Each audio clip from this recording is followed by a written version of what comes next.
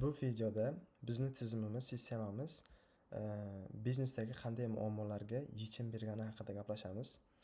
Xullas, bizni asosiy problemamiz astatik edi, ya'ni nechta tovar skladda borligini aniq bilish edi. Bunga birinchi bo'lib yechim berganmiz. Ya'ni sklad qismiga o'tsak, sklad qismida har bir kelgan partiyani necha dona qolganligi haqida ma'lumot bo'ladi sklad qismida.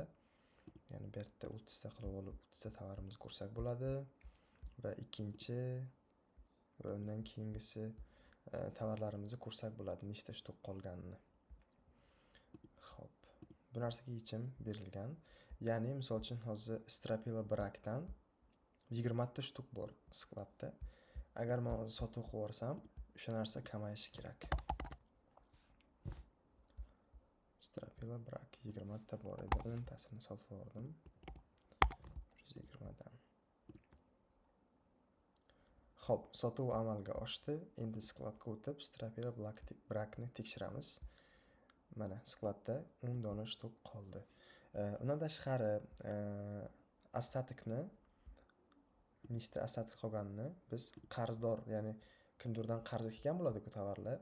O'sha qarzdorlar qismiga o'tib turib ko'rsak bo'ladi. Skladda nechta bor? Ya'ni Strapila Brak 10 ta shtuk qoldi.